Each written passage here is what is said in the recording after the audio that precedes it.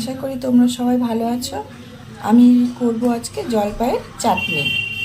বসিয়ে দিয়েছি, কড়াইয়ে জল দিয়ে দিয়েছি, আর এই যে লবণ দিয়ে দিব জলপাইগুলো দিয়ে অল্প সিদ্ধ করে নেব। আগে সিদ্ধ না করে নিলে প্রচণ্ড টক হবে, এই জন্য হালকা সিদ্ধ করে জলটা ফেলে দেব।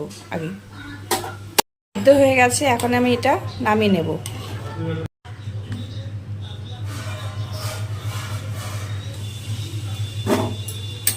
সব নামিয়ে নেব জলপাইগুলো। কড়াই আবার বসিয়ে দিয়েছি, এখন দিয়ে দেব তেল দিয়ে দিলাম। তেল গরম হয়ে গেছে, এখন দিয়ে দেবো শুকনো লঙ্কা, দিয়ে দেবো 2টো শুকনো লঙ্কা। আঁচটা একটু কমিয়ে নিতে হবে। দিয়ে দেবো 5 ফোড়ন। এবার জলপাইগুলো দিয়ে দেবো লবণ, হলুদ। কড়াই দিয়ে এখন একটু ভেঙে দিতে হবে জলপাইগুলোকে।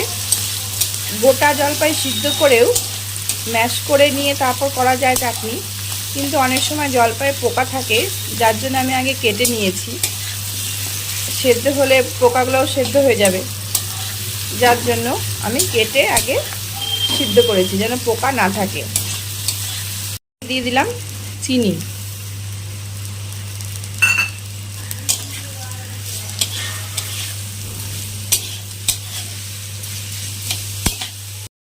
চিনি দেওয়ার পর কষাতে আর একটু ঠাটা করে নিয়েছি এগুলো, মানে জলপাইগুলোকে।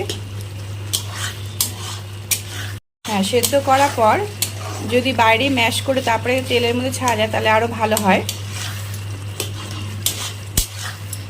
তা আমি কড়াইয়ের মধ্যে খুন্তি দিয়ে ম্যাশ করে নিয়েছি।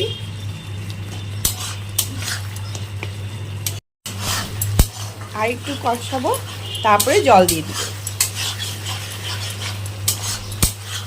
হয়ে গেছে, এখন আমি এর মধ্যে জল দিয়ে দেবো।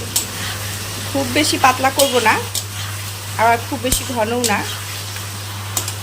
দিয়ে দিলাম জল।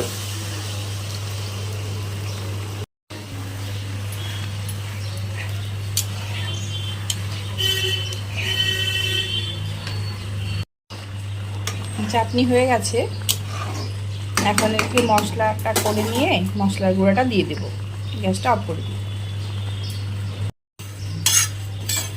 মশলাটা ভেজে নিই, এটা ভেজে গুঁড়ো করে দিয়ে দেবো চাটনির মধ্যে। মৌরি আর একটু 5 ফোড়ন দিয়ে ভেজে নিচ্ছি।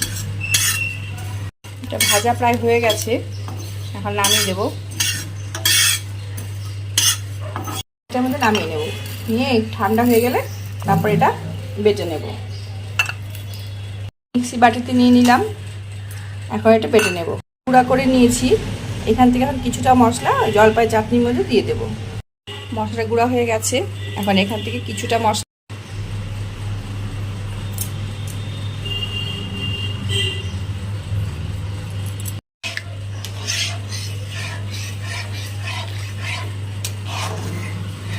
হয়ে গেল জলপাইয়ের চাটনি।